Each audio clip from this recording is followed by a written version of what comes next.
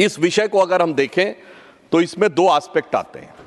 एक है टेक्निकल और लीगल एस्पेक्ट, और दूसरा है जिसमें हम कहते हैं मॉरल एंड कॉन्सेप्चुअल एस्पेक्ट। यानी एक प्रश्न है कि किस प्रकार से हम इस प्रवृत्ति को रोक सकते हैं, उसके लिए वैधानिकता का आयाम, यानी कैसे रूल्स, रेगुलेशंस और टाइट और स्पेसिफिक बनाए जा सकते हैं। परंतु उसी के साथ साथ जैसा अभी जयराम रमेश जी ने कहा कि ये केवल और केवल लीगल एस्पेक्ट पे नहीं हो सकता, इसके साथ एक मानसिकता का आयाम भी है। तो मैं यहां पर आपके माध्यम से सदन के समक्ष पहले इसके वैधानिकता के आयाम को लेकर प्रधानमंत्री श्री नरेंद्र मोदी जी की सरकार ने किस संवेदनशीलता के साथ और किस सतर्कता के साथ इस विषय को उठाया है, उस पर ध्यान आकर्षित करना चाहूंगा, और उसके बाद हम दूसरे विषय के बारे में बात करेंगे। मैं सबसे पहले यह बताना चाहता हूं कि जो अल्पवयस्क हैं, जो चाइल्ड हैं, उनके बारे में किसी भी प्रकार का अपराध न संभव हो सके, इसके लिए हमारी सरकार ने कई बड़े वैधानिक फैसले लिए हैं, जिसमें एक बहुत क्रूशियल है juvenile justice care and protection children act 2016, फिर उसके बाद क्रिमिनल लॉ अमेंडमेंट एक्ट 2018, उसके बाद protection of children from sexual offences amendment bill 2019।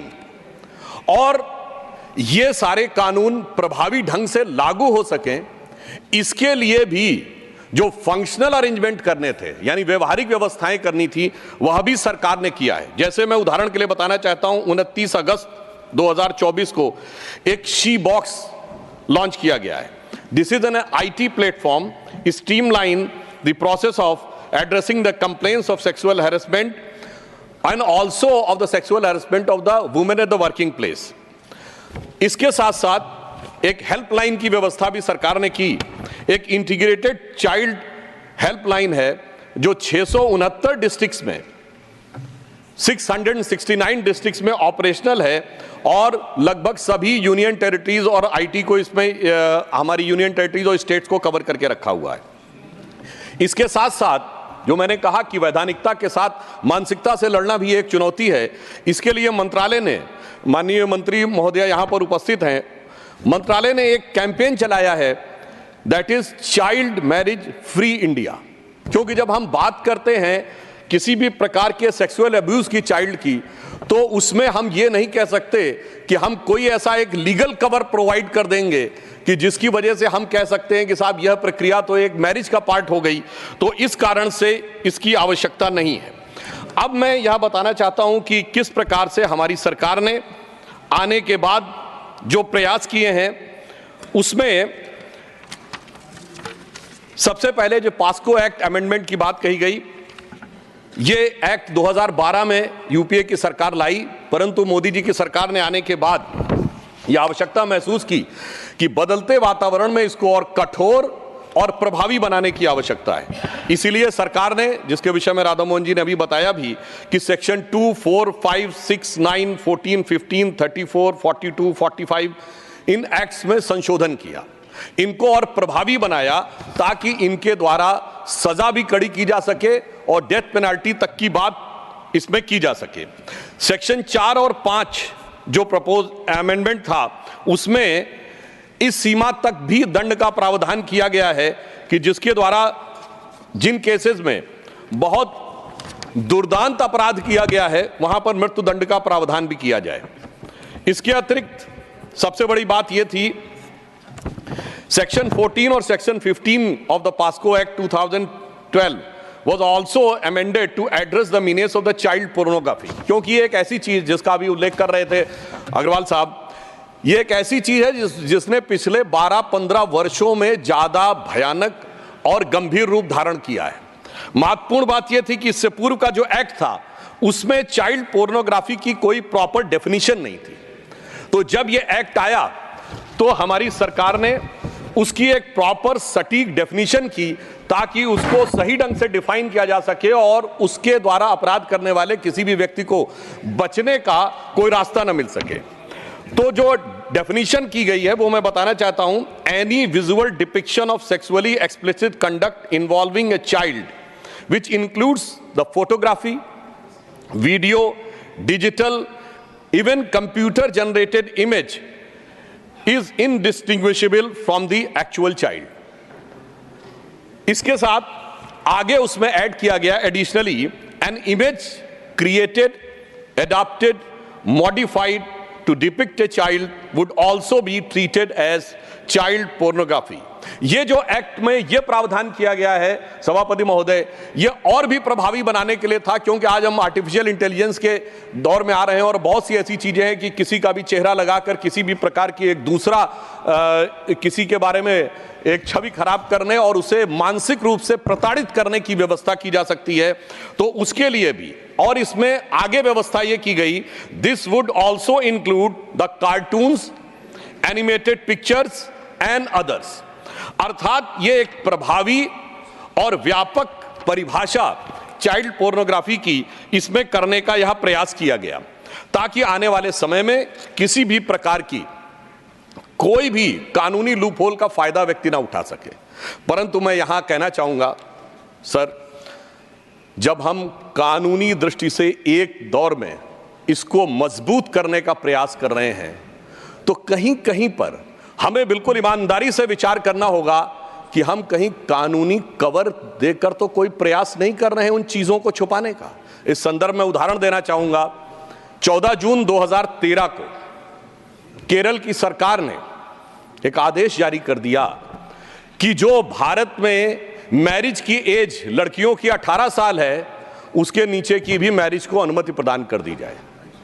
मैं विनम्रता से पूछना चाहता हूं कि क्या इस प्रकार के आदेश को पारित करना, क्या चाइल्ड के सेक्सुअल अब्यूज को कानूनी जामा पहनाना है या नहीं? फिर भारी विरोध हुआ महोदय। उस समय यूडीएफ की सरकार थी, वर्तमान एलडीएफ की सरकार नहीं थी, मगर भारी विरोध हुआ। तो फिर 27 जून 2014 को उन्होंने अमेंडमेंट किया, और क्या अमेंडमेंट किया मैं सभापति महोदय ध्यान में रखा, वो कहते हैं ये 28 जून 2014 से पहले के जो विवाह हैं उनको करेगा, आगे नहीं लागू होगा। मैं यहां कहना चाहूंगा, ईमानदारी से इस पे विचार करिए। आप वोट बैंक के तुष्टीकरण के आधार के ऊपर चलते हुए अगर एक नजरिए से कानूनी जामा पहनाने का प्रयास करेंगे बच्चों के साथ होने वाले सेक्सुअल अब्यूज को, आप कहेंगे कि साहब मैंने इसको मैरिज का रूप दे दिया, तो यह सर्वथा गलत है। इसलिए मैं कहना चाहता हूं कि जब इस विषय पे विचार करना है तो ईमानदारी से विचार करना चाहिए। यहां मैं दूसरा उदाहरण देना चाहता हूं। हम सब जानते हैं, हमारे यहां ऐसी तमाम समाचार आए, जिसमें एक का मैं उदाहरण देना चाहूंगा। हैदराबाद में अनेक ऐसे उदाहरण हैं कि छोटी छोटी बच्चियों को विदेश से लोग आते हैं और टेक्निकली मैरिज करके प्रैक्टिकली उन्हें खरीद कर ले जाया जाता है सिर्फ सेक्सुअल अब्यूज करने के लिए। यह मैं घटना बताना चाहता हूं कि एक घटना है, ये भी 2013 की घटना है, 2014 की घटना है कि हैदराबाद में क्लास 8 की बच्ची है जिसका नाम है नूरजहां। वो स्कूल आती है, अचानक कुछ दिन के बाद वो आना बंद कर देती है। उसके साथी लोग पूछने का प्रयास करते हैं कि वो कहां गई, क्या हुआ, तो पता चलता है कि उसकी शादी कर दी गई है, और शादी जिससे की गई है वो 65 साल के व्यक्ति हैं। अब सुनिए इसके बाद, परंतु मुझे इस बात के ऊपर let him complete then। ये ऑफिशियल केस है, ये ओपन हो चुका है, ठीक है। यदि इसमें सभापति जी यदि इस विषय पे आपत्ति है तो नाम को डिलीट कर दिया जाए, मुझे उस पर कोई आपत्ति नहीं। अब मैं सिर्फ ये कहना चाहता हूं, यदि ईमानदारी से दिल की इच्छा है इन चीजों से लड़ने की, तो आइए और इसके खिलाफ भी आवाज उठाइए। फिर मैं दूसरा उदाहरण देना चाहता हूं। एक और बच्ची है, उसका केस आता है जनवरी 2014 में हैदराबाद के संतोष नगर थाने में, और इतनी आश्चर्यजनक बात उठ के उभर के सामने आती है कि एक 16-17 साल की बच्ची आकर शिकायत करती है। किस बात की शिकायत करती है सभापति महोदय? पूरे सदन का मैं ध्यान आकृष्ट करना चाहूंगा कि उसकी 5वीं शादी की जा रही है। 16-17 साल की आयु में उसकी 5वीं शादी की जा रही है। यह शादी के नाम के ऊपर अगर देखा जाए तो एक व्यक्ति से दूसरे व्यक्ति से तीसरे व्यक्ति को, और वह यह भी विवरण देती है कि इसमें कितने पैसे का लेन देन हुआ है। अगर सेक्सुअल अब्यूज की बात करनी है चाइल्ड के लिए तो मेरा मानना है पूरे ओपन माइंड से बात करिए और पूरी ईमानदारी से बात करिए, तो मेरे विचार से दूध का दूध पानी का पानी होगा। क्योंकि यदि मानसिकता से लड़ना है तो मानसिकता के ऊपर कोई राजनीति की संभावना नहीं होनी चाहिए, मानसिकता बिल्कुल ईमानदारी से होनी चाहिए। और यहां पर मैं ये बताना चाहता हूं सर अभी बता, अब मैं ये भी बताना चाहता हूं हमारी सरकार ने इस पे कितनी संवेदनशीलता से काम किया है। हमारी सरकार ने चाइल्ड अब्यूज को रोकने के लिए 3500 केसों के मामले में इंटरपोल की मदद ली है। यह दर्शाता है कि मोदी जी की सरकार ने सिर्फ देश की सीमा ही में नहीं, अगर सीमा के बाहर जाकर भी कहीं चाइल्ड के साथ अब्यूज हो रहा है उसको भी लड़ने का संकल्प, क्षमता और दृढ़ता दिखाई है। इसलिए सभापति महोदय मैं यह कहना चाहता हूं कि जब हम इस विषय पर ईमानदारी से बात करें, आज भी यदि हमारे प्रतिपक्षी पूछना चाहते हैं तो मैं पूछना चाहता हूं, क्या भारत के कानून में आज भी विधान यह नहीं है कि 9, 10 या 11, 12 साल की बच्ची से विवाह किया जा सकता है? क्यों नहीं खड़े होते उसके विरुद्ध? आज मैं आह्वान करना चाहता हूं कि पूरे सदन को इस विषय के ऊपर मानवीय संवेदना को ध्यान में रखकर आगे खड़े होना चाहिए, ना कि राजनीतिक नफे नुकसान को देखकर। यदि हम यह करेंगे तभी हम ईमानदारी से यह कह सकते हैं कि हम चाइल्ड अब्यूज की वैधानिकता और मानसिकता दोनों पे हम कंट्रोल रख सकेंगे, so that we will be able to control these things both legally and also the morally। अब यहां पर मैं एक विषय और भी यह कहना चाहता हूं सभापति महोदय कि जिस प्रकार का विचार मैं मानसिकता को लेकर कहना चाहता हूं, 2014 में हमारी सरकार आई, आप याद करिए उस समय हमारी सरकार ने एक निर्णय लिया था कि जो पोर्नोग्राफिक साइट्स हैं उनको ब्लॉक कर दिया जाए। मैं विनम्रता से कहना चाहता हूं समाज का कौन सा सेक्शन था जो उठ के खड़ा हो गया था कि साहब ये अभिव्यक्ति की स्वतंत्रता के ऊपर हमला है और ये तो जिसको स्वतंत्रता हो वो देखना चाहिए।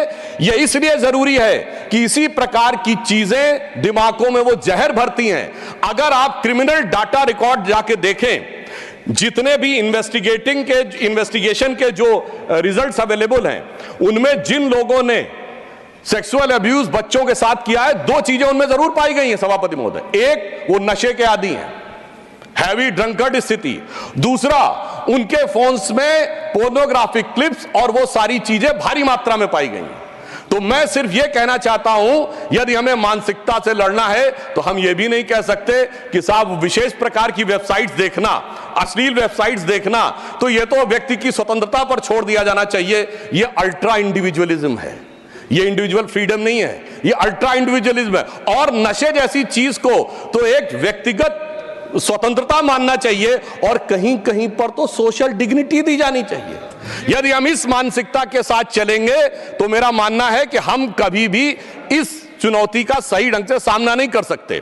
इसलिए मैं कहना चाहता हूं सभापति महोदय, एक समस्या यह भी आई है कि जब से जरूरत से ज्यादा ये ऑब्जेक्टिविज्म आ गया है। हम कोई विज्ञापन देखें, तमाम प्रकार की जो प्रस्तुतिकरण है वो देखें तो उसमें हर चीज का ऑब्जेक्टिफिकेशन है। बच्चे का ऑब्जेक्टिफिकेशन है, वुमेन का ऑब्जेक्टिफिकेशन है, और उसको हम कहते हैं this is a expression, way of expression. यदि हम इस मानसिकता से लड़ना चाहेंगे तो यह सिर्फ राजनीतिक आधार पर संभव नहीं है। इसके लिए समाज को एकजुट होना पड़ेगा। और हमारी सरकार, सभापति महोदय, हमारी सरकार तो बच्चों के कल्याण के लिए संकल्पित होने का भाव तो अपने विचार और संस्कार लेके में आती है, क्योंकि हम तो वो हैं जिन्होंने श्री रामलला विराजमान को प्रतिष्ठित करने के लिए एड़ी चोटी का जोर लगा दिया। हम तो बालक में भगवान का स्वरूप देखते हैं। यदि आपकी मानसिकता भारतीय संस्कृति की उस मानसिकता से प्रेरित होगी जो बालक में भगवान का स्वरूप देखते हैं, विषय में बोल रहा हूं सर, क्या आप बात कर रहे हैं? ओके डॉक्टर, सुनिए, देखिए मैं कितनी बात कह रहा हूं। सभापति महोदय, यहीं पर आप प्रत्यक्ष निर्णय पूरा देश कर सकता है कि जब तक ये बात होती रही कि चाइल्ड मैरिज जारी रहेगी 9, 10, 11 उस पर कोई आपत्ति नहीं। मैंने कहा बच्चे में भगवान देखो तो आपत्ति शुरू हो गई। बच्चे में भगवान देखने की जो मानसिकता है वो हमारी अपना विचार है।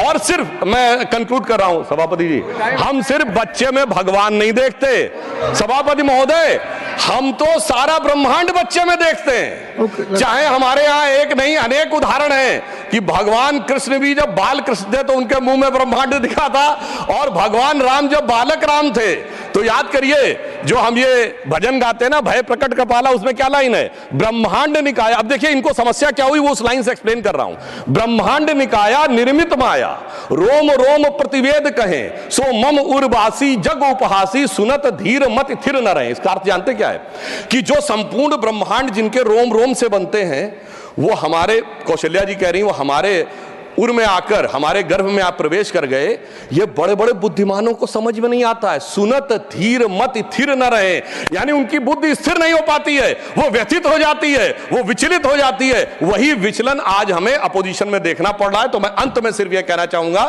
कि हम सबको इस विषय के ऊपर ईमानदारी से विचार करना चाहिए। वैधानिक पक्षों पे मोदी जी की सरकार ने जितने सुदृढ़ कदम उठाए हैं और आगे भी उठाने के लिए कृत संकल्पित हैं, इसके लिए कोई एडिशनल और चेंज करने की वैधानिक आवश्यकता अभी इस समय मुझे नजर नहीं आती है। परंतु मानसिकता के स्तर पर लड़ने की आवश्यकता हमें पूरी नजर आती है, और इसके लिए हम सबको वोट बैंक की राजनीति और सियासत नफे नुकसान से ऊपर उठना पड़ेगा। तब हम देखेंगे भारत एक नया स्वरूप ले रहा है। तो भारत के वो बच्चे जिनके लिए प्रधानमंत्री जी ने अमृत काल की बात कही है, तो यही बच्चे हैं जो इस अमृत काल के समय में जब वो अंत हो रहा होगा, हम लोग तो बुजुर्ग हो गए होंगे, तब वो महत्वपूर्ण स्थितियों में जाकर देश का नेतृत्व कर रहे होंगे। यही देश का भविष्य है। तो मैं सिर्फ यह पंक्ति कहकर बात समाप्त करता हूं कि इन बच्चों के भविष्य के निर्माण के लिए मोदी जी की सरकार कृत संकल्पित है, और हमारे सामने एक गौरवशाली अतीत हमें प्रेरणा दे रहा है।